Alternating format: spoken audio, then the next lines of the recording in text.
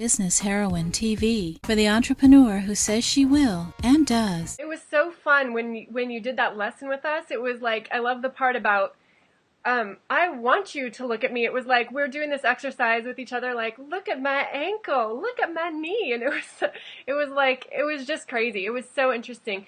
And what really struck me as well is that it's like a route to personal and spiritual development. In the sense of courage and confidence. Right. But it feels like there's layers of depth to what's available as far as personal development with burlesque. Can you share a little bit more about that? Yeah, so I was really hesitant to teach this burlesque class because I thought, oh, they're all going to come expecting a dance class, and that's not my background. But me talking about walking out on the stage and engaging with an audience, it's walking in anywhere. It's walking into your bank. It's walking into a meeting room. It's walking into an interview situation. Any room that you walk into is your stage, and you want to go into that room and just own the room and go, I'm comfortable in this room. I'm comfortable in my own skin. I'm comfortable with people looking at me. It doesn't mean that you're actually going and doing a seminar and talking to thousands of people. It's literally just going into a shop and going, hi, where's the tuna? If you have that confidence to go up to somebody else and engage conversation with them and be happy with them engaging you, and then you get much more, it's just more real, and it's more you showing the real person who you are, and you engage on a much truthful level with another person. And I just think that's such a huge life skill, and it's just what makes you come alive as people. And it's a lot what you learn in acting as well. When you go into an audition room, as long as you go in that audition room and you just have this likability, this kind of charisma, and you're like, how do you find that? Yeah. And it is that sort of sense of true self and that self-awareness. And it's not going, I'm perfect and so well balanced. It's going, I'm not perfect, I'm not well balanced, but I'm aware of that, and I don't mind that you know that. I know I have my flaws and my weird little kinks of personality, but they're me, and it's what makes me me.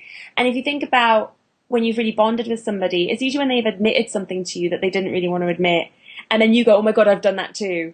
And then you have that sort of shared secret. Or if someone looks really tired and you don't want to mention it, and they go, oh God, I'm so tired because I just had no sleep last night. You go, oh God, yeah. And then you sort of forgive them for that thing that you've noticed. And if you just admit to stuff, if you feel something that you're aware of and you're inhibited by, if you just call it out and say, oh, this thing just happened to me today, then people kind of go, oh, cool, yeah, that's fine. Let's now get on with life. And that thing about looking at my ankle, look at my knee, that inviting people to look at you, it's really interesting, that exercise, because some people usually skip something out, or they just go, it's my knee. And you're like, I know but tell me, invite me to look at it. And it's that confidence, that ballsiness to tell someone, look at me, like, here I am. And it's what Christine was saying about having your voice heard. I guess that's what acting and burlesque and any storytelling is having your voice heard, having a story to tell. So it all kind of, I used to keep the acting and the burlesque very separate. I had this, and again, me talking about having issues, I constantly had issues of admitting that I did burlesque and admitting that I did this Vixen DeVille thing. Because I instantly thought people go, well, you're not really an actress. You're just a burlesque performer trying to do some acting. I'm like, no, I trained as an actor. That's what I do. And as soon as I started bringing Vixen more into my life and admitting that, people would latch onto it and they'd remember who I was. And they go, oh, you're the girl who does that burlesque thing. And it just, I was denying it for so long and keeping those two lives very separate. And I wasn't practicing what I preached at all. I think that's why I'm so into it now, because I've realized how much I gained from admitting these things that I was so scared people would judge me on. And you never know what people are going to judge you on. It's all in your brain, what you assume people are. You know what I mean? You can never second guess anybody. Because you go, I do burlesque, and they go, oh my God, I do too. Like, oh yeah. Right. The part about admitting, in a way, your flaws or the things you're self-conscious of, I really love that. And that struck me when you gave us that lesson, because it's not about apologizing for it. Like, oh, I'm, like, I know I have a fat butt or something. Like, I know. It's not that. It's like slapping your butt and being like, look at it, and owning it. Kind of like owning the things that you're self-conscious of, and like having compassion for them and learning to love them. Yeah. And then all of a sudden it's like, no matter what, it's like you said, if you're walking down the street, and I'm sharing this is from my experience with you, and I've started taking burlesque classes since then because you inspired me.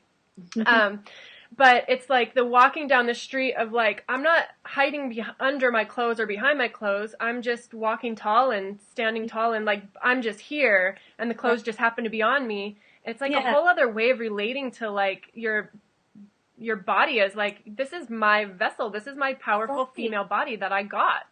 It's exactly what you just said. It's your vessel. It's exactly that thing. And you think about how much time, we worry about what car we drive and what impression that gives off when we spend time cleaning it. And some people quite like the fact they have quite a rundown car because it makes them look kind of cool. Or they love the fact they've got this sporty car. And it's like, take as much pride in your vessel that you walk around in every day as the one that you drive around in. And it's not to say everybody wants a Porsche. Not everyone wants a. Some people like that kind of, oh, I've got this cute little like vintage car from the 70s or whatever, and also I talk about the thing that you don't like, but it's funny that not only do you always have this thing that you don't like and you don't want people to know about you or sort of to notice about you, you also have that thing you love about yourself. But women, I'm generalizing a lot, maybe men as well. I mean, that guy in the class we had, he had the same thing. You have this thing you love about yourself, but we're still brought up to have this element of modesty. I don't know if that's maybe a British thing and I'm just assuming, but No, from my point of view, I'd be really proud of certain things. I guess it comes from being quite geeky at school. I would love it when I got a great mark, and I'd hate it if I got something like below 85% or something, yeah, I would be like, yeah, I got like 99%. But I'd be embarrassed, I guess, because I didn't want the bullying that would result of that amazing mark. So I'd be secretly pleased that I'd done so well in a test. But I'd be like, for the love of God, don't say it out loud in front of everybody. Don't bring attention to it. And I think that's sort of gone into, you buy an amazing pair of boots that makes your legs look gorgeous, and then you sort of feel a bit embarrassed to wear them and to show, because it gives that sort of sense of stuck up or being full of yourself yeah. and, being arrogant and I think we have to really own, we spend so much time getting dressed up and putting our makeup on and doing our hair. So enjoy that. Enjoy the fact you've got an amazing bust or you've got great hair and it's so difficult to have that fine line of being confident without that element of arrogance. And I think that comes with joining that thing you love and that thing you hate. So it gives you that sense of confidence with a sense of humility. And and that's, I think, that getting in touch with that truthful self and having that charisma of, hey, I'm so confident, I've got my flaws. Oh, well, let's get on with it, That's so brilliant. I love